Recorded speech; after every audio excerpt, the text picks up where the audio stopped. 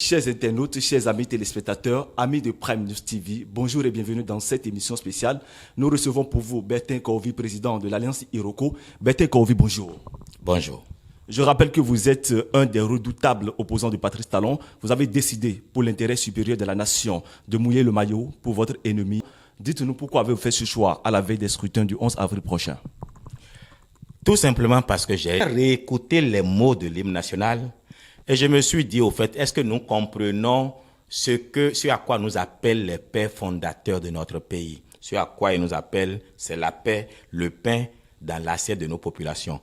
Nous autres acteurs politiques, nous devons travailler à construire un Bénin où il fera bon vivre pour chacun et pour tous, pour peu qu'ils travaillent. Il se trouve que c'est Patrice Talon qui est au pouvoir aujourd'hui. Il se trouve que la candidature d'un certain nombre de personnes de l'opposition intérieure a validé les lois de Patrice Talon que j'ai toujours traité de scélérates. Mais la loi, c'est la loi. Qu'elle soit juste ou injuste, c'est la loi. Et dès que les acteurs de l'opposition interne se sont conformés à ces lois-là, pourquoi voulez-vous que moi je reste hors la loi alors que je suis un démocrate dans mon sang? N'ayant plus la loi de mon côté, le droit de mon côté, j'ai dit mais je me soumets à la République. Donc c'est la République que je soutiens. Je suis revenu à la République et il se trouve que c'est Patrice Talon qui incarne cette République-là et j'ai décidé de le soutenir. J'ai tous les tests que je lis. Moi, on me les envoie par DHL parce qu'il faut que je sois à la page. Mais quand le code dit que c'est une obligation pour un Béninois d'aller voter, mais vous ne voulez pas que je choisisse quelqu'un, il y a 3 choix possibles. J'ai choisi le meilleur, à mon sens, parmi ceux-là. Et pourquoi je le choisis? Tout simplement parce que lui, il a fait 5 ans d'expérience. Il n'y a pas d'école où on apprend à être président. Les erreurs, les 5 dernières années, vont lui permettre de mieux faire les prochaines années. Ce sont les raisons qui fondent mon choix de Patrice Talon. Il y a d'autres raisons dont je ne vais pas parler ici. Mais enfin, pour ce que vous m'avez demandé, j'ai choisi Patrice Talon parce qu'aujourd'hui, le droit est de son côté. Les lois que je critiquais, je ne peux plus les critiquer parce que l'opposition intérieure s'est conformée à ces lois-là, déchirant les arrêts de la Cour africaine des droits de l'homme et des peuples qui nous donnaient de ne pas organiser d'élections tant que certaines conditions n'ont pas été remplies. Il se trouve que le plus grand parti dit de l'opposition, le parti dont le président d'honneur, le président Yahi Boni, un ancien président qui a de très bons cadres dans ce parti-là, a décidé d'aller à ces élections dans le format président-vice-président, validant les lois que j'ai toujours critiquées. Professeur de droit constitutionnel, il n'y a pas mieux parmi nous, en tout cas pour notre âge. Joël Aïvo, il est candidat à ces élections. Vous voulez que moi, économiste, psychologue, je dise quoi? Les sachants ont dit qu'on validait ces tests-là. J'ai pris acte et j'ai choisi de m'entendre avec Patrice Talon. Aussi simple que ça, je suis rentré pour qu'il soit élu à 98% KO. Même s'il est à 88% comme Sassou au Congo, je serai malheureux. Il nous faut 98% pour que le peuple comprenne que Edou Baba Noumi. Il est donc désormais clair que Bertin Kaovi s'est engagé aux côtés de Patrice Talon pour sa réélection. Son ancien ennemi, mais aujourd'hui son ami. Bertin Kaovi, dites-nous, vous êtes le président du parti Alliance Iroko. Comment ça se passe désormais avec Alliance Iroko, qui a sans doute commencé déjà sa campagne électorale sur le terrain? En politique, il n'y a pas d'ennemi. Il y a d'adversaires. Et il n'y a même pas d'animosité contre quelqu'un. Il n'y a pas d'antagonisme à un individu. Il y a les idées qui doivent s'opposer. C'est un combat d'idées. C'est cela la politique. C'est pour ça que l'allié d'aujourd'hui peut devenir l'adversaire de demain. Si sa vision, sa pensée, ses actes ne vous convainquent plus. Et l'allié d'hier peut devenir, l'ennemi d'hier peut devenir un allié. Ceci étant dit, mais vous me connaissez, vous avez dû entendre parler de moi depuis le 16 mars 2016, entre les 2 tours, alors que le président Patrice Talon et sa rupture ont remis 2 millions à d'aucuns. À moi, on a remis 3 millions pour faire une conférence de presse appelant à voter pour Patrice Talon. J'ai été le seul à avoir dit, au vu de la vision dont parle le président Patrice Talon, il sera une catastrophe pour les Béninois. Pas parce qu'il ne va pas réussir ce qu'il fait, mais ce qu'il dit là n'est pas ce que les Béninois croient entendre, puisque lui, il veut faire les infrastructures de base d'abord. Et je l'avais dit aux Béninois, vous aurez Cotonou bien construit, vous aurez les gratte-ciel des autoroutes, mais vous allez mourir de faim et vous allez vous en plaindre. Ils n'ont pas écouté. Ils ont voté à 65%. J'aurais pu tirer le leçon pour dire, bon, le peuple l'a choisi, je vais avec lui. J'ai dit non, je vais quand même animer cette opposition parce que le Lionel Zinsou, qui aurait dû être le chef de l'opposition, a démissionné. Donc, je l'ai assumé tout le temps. Une partie de ceux qui soutenaient Patrice Talon, qui n'ont pas eu ce qu'ils espéraient de leur soutien, ont fini par me rejoindre. Très bien. Les mêmes ont détruit les avantages qu'on a eus au niveau de la Cour africaine des droits de l'homme et des peuples. La loi n'étant plus de notre côté, j'ai décidé de soutenir Patrice Talon. Donc, nous n'avons jamais été ennemis et c'était sa vision qui nous opposait. Et aujourd'hui, je viens m'associer à lui apportant les 30% qui manquent à ce que le Bénin soit un paradis, parce que les 70%, les infrastructures, il a réussi à les construire.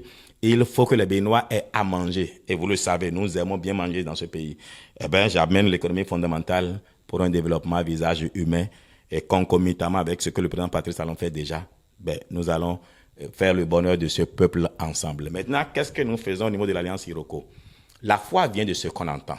Si COVID est devenu emblématique alors que je suis à l'étranger, c'est en réalité rien qu'à cause d'une petite invention, les Android, WhatsApp. C'est essentiellement cela. Donc, je suis dans le cœur. J'entre dans les maisons sans demander autorisation. Je vais continuer à parler aux populations de ce qu'il faut qu'elles sortent de la guéguerre. Patrice Talon, le peuple. Nous allons battre campagne. Nous le faisons déjà par audio. Nous avons mis l'Alliance Iroko déjà en branle et ça a commencé sur le terrain. Mais ce ne serait pas la campagne type ce que vous avez connu hier avec du bruit, aujourd'hui avec le coronavirus. Je crois que ce serait plus une campagne en ligne et vous contribuez déjà à cette campagne-là. Depuis votre engagement aux côtés du duo Talon-Talata, dites-nous, quels sont vos rapports de force avec le gouvernement actuel ou les proches de ce gouvernement? Alors, moi, je ne soutiens pas le gouvernement. Ça peut vous surprendre. Je ne soutiens pas le gouvernement. Je soutiens la personne de Patrice Talon et puisqu'il a choisi Talata, Talata en profite. Sinon, celui que je soutiens, c'est le président Patrice Talon. Aussi simple que ça. Mais en réalité, c'est Patrice Talon qui est élu. Il veut de quelqu'un, il entre dans le gouvernement. Il ne veut plus de lui, il sort. Donc, moi, j'aime plutôt être avec Dieu que d'aller célébrer les anges.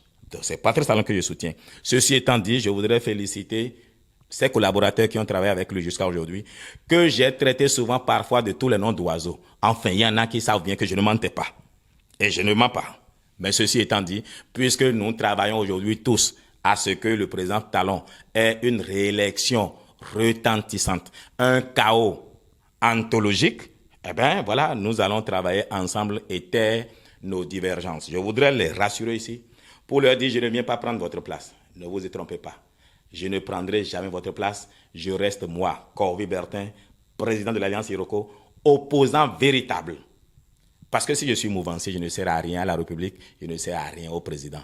Je voudrais lui permettre d'avoir quelqu'un avec qui il va échanger. J'ai cru comprendre chez lui qu'il a voulu lui-même avoir une opposition avec qui il peut vous dialoguer. Il a essayé de créer certains partis à qui on a donné ce rôle-là, mais qui ne le joue pas. Je viens lui offrir l'Alliance Iroko, qui va jouer le rôle de l'opposition, mais opposition système, mais qui dira ce qu'il faut au peuple, qui va l'aider à mobiliser le peuple. À l'échelle internationale, au-delà des frontières béninoises, une pétition est lancée par certains responsables français, hauts responsables français, en connivence avec certains opposants béninois. Quelle analyse faites-vous de cette pétition? J'ai lu la pétition. La pétition demande qu'on abroge les élections, qu'on n'aille pas aux élections le 11 avril 2021. Mais ce que la pétition ne dit pas, bon, si on le fait, qu'est-ce qu'on devient? Il y aura un chaos, un vide juridique, un chaos, et nous voulons éviter un chaos à notre pays. Mais maintenant, écoutez, si c'était seulement des Béninois, ben j'aurais été d'accord, parce que les Béninois peuvent demander à leur président, à leur pays, de ne plus aller aux élections. Mais qu'est-ce que les Français ont voir avec ça? Nous sommes indépendants depuis 60 ans déjà. Et si la maison du mouton est sale là, est-ce que c'est au cochon de le dire? On a vu ce que ceux-là ont fait ailleurs, la démocratie qu'ils ont amenée à la Libye, on a vu les résultats. La démocratie, ça c'est les Français, hein, mais la démocratie que les Américains ont amenée en Irak, on a vu depuis 2003, l'Irak est en guerre civile. La démocratie, ouvrez les guillemets, prenez vos bics et écrivez. La démocratie n'est pas un produit d'exportation. Chaque pays s'adapte selon sa sociologie, son histoire, ses objectifs et le niveau d'éducation de son peuple. Est-ce que vous savez qu'en réalité, pour les peuples, les Béninois, au plus profond des villages, j'ai fini par m'en rendre compte, la démocratie type occidentale est un luxe que nos populations ne veulent pas. Je vais vous dire, je fais une confidence. Allez dans un village, sortez de l'argent de votre poche, sanguinolent, eh bien, donnez à nos populations. Elles le prendront. Elles vous donneront leur fille en mariage, sans jamais se préoccuper. Mais au fait, c'est quel sens ça? Nous en sommes là, à ce point-là, corrompus. Donc, nous ne remplissons pas les conditions pour avoir une démocratie telle que les Occidentaux sont en train de le faire. Je ne dis pas que ce soit une mauvaise chose, mais regardez notre système démocratique que nous regrettons si tant. Mais qui sont ceux qui ont été élus depuis? Ce sont les forces de l'argent. Plus tu es corrompu, plus tu es fait député ou bien maire dans ton village. C'est une démocratie, ça, où le choix de ces acteurs est basé sur l'argent. Non, cela doit inquiéter. Regardez le résultat de l'élection de 2016. Ce sont les forces de l'argent qui ont été premier, deuxième, troisième. Donc, malheureusement, ces Français-là, qui s'occupent des problèmes français et qui laissent les Béninois gérer leurs problèmes. Mais on a vu la France avec les gilets jaunes. Mélenchon se plaint tous les jours de comment ils sont traités. Bref, les Français ne peuvent pas nous exporter leur démocratie. Ce n'est pas un audio WhatsApp qu'on télécharge. On ne télécharge pas un système politique. On y va avec son peuple. Ceci étant dit, il y a des insuffisances chez nous que j'aurai le plaisir de dire au président d'améliorer. Mais vous n'allez pas m'entendre le critiquer ouvertement pour dire ceci est bon, ceci est mauvais. Non, on ne dira pas cela. Donc ces Français feraient mieux de nous laisser continuer notre processus électoral. Et je voudrais dire au président Patrice Talon, Monsieur le Président, j'ai été le plus farouche critique de votre régime. Mais c'est moi qui vous dis de tenir bon si vous laissez des opportunos profitos situationnistes, si vous laissez des fauteurs de troubles perdre la République, le 5 avril, l'histoire retiendra que la branche s'est brisée dans les bras de Patrice Talon. Vous ne pouvez pas laisser cela se faire. L'autorité de l'État doit être respectée. Ceux qui veulent marcher, bon, s'ils veulent faire du sport, on leur permet de faire du sport. Mais s'ils marchent encore avec trop de bruit, vous donnez de la lanière. Il faut les chicoter pour qu'ils rentrent chez eux. Mais il ne faut pas que les policiers sortent avec les armes de peur que la peur n'amène le policier à tirer sur quelqu'un. Mais ne laissez pas le désordre s'installer au Bénin. Et c'est moi, Bertin Kaouvi, qui vous le demande, Monsieur le Président. Eh bien, chers amis, chers internautes de Prime News TV, vous l'avez entendu, vous l'avez vu, il s'agit bien de Bertin Kaouvi, président de l'Alliance Iroko, qui a fait son retour au Bécaye avec beaucoup de fierté, et ceci pour battre campagne pour la réélection du président Patrice Talon. Avant de le laisser partir, nous allons le laisser dire un mot à l'endroit de ces Béninois qui viennent de rentrer dans le vif des campagnes électorales. Oui, je voudrais remercier les Béninois, leur dire que vous êtes dans le pays avant moi certainement, mais moi, j'ai lu ce document. Si je ne suis pas hypocrite, je dois pouvoir reconnaître que c'est un programme bien fait.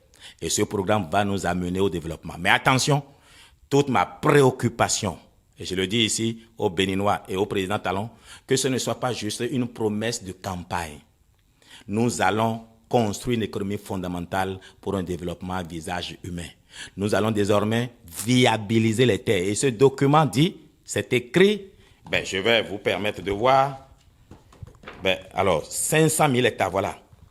Le président Talon a prévu de 2021 à 2026 de viabiliser 500 000 hectares. C'est un programme que j'ai lancé au Togo, que je lance ailleurs. Et il a dit à ce financement-là. Et ce programme, 500 000 hectares de terres additionnelles viabilisées, c'est de l'emploi que nous aurons pour notre peuple. Il faut que les Béninois commencent par comprendre que nous ne pouvons pas vivre d'importation alimentaire et nous développer. À chaque fois que les femmes vont au marché et qu'elles achètent du poulet gros comme un cheval, mais qui vient d'ailleurs, qui n'a même pas de goût, vous tuez le secteur avicole ici et vous tuez l'emploi, la possibilité d'avoir d'emploi ici. Mangeons à Djami, à Gonlemi, Damemi, donnons de l'emploi à nos populations. Nous allons créer de la richesse. Je vous ai dit, j'appelle tout le monde à faire comme moi, à choisir la paix. C'est moi, Kaouvi, qui a ouvert le bal de l'opposition à Patrice Talon. Et vous me connaissez, et je n'ai pas changé. Mon cerveau n'est pas devenu fou. Et on ne m'a pas corrompu. Mais c'est moi qui vous dis, il n'y a plus d'objet de se battre. Il n'y a plus à marcher pour quoi que ce soit. Restez chez vous. Pour les hommes, occupez-vous de vos épouses. Pour les mamans, occupez-vous de vos enfants. Et ceux qui n'ont pas encore d'épouse, mettez-vous à vous mettre plus beau. Vous allez trouver une jeune fille forcément à qui vous allez plaire. Amusez-vous. Laissez le président Patrice Talon travailler pour le pain et la viande dans l'assiette de chacun. Je suis tout simplement heureux d'être de retour. Et je peux vous dire, je suis sur la liste de ceux qui sont recherchés par la criette ou bien c'est quoi. Mais je n'ai pas peur. Je suis prêt à répondre devant la justice. Ce que demande au président Patrice Talon, c'est qu'il me permette au moins de finir de travailler pour sa réélection. Par la suite, il peut me mettre en prison si c'est ce qu'il veut. Ce n'est pas important. Moi là, je suis venu pour battre campagne pour lui et que nous gagnons KO à 98%. Je suis venu surtout pour faire baisser la tension politique. Mes audios ont certainement encouragé beaucoup. Et si je ne suis pas présent, les gens ne comprendront pas que Prime News TV Bénin. Aimez, abonnez, activez la cloche de notification pour ne rien rater sur votre chaîne préférée.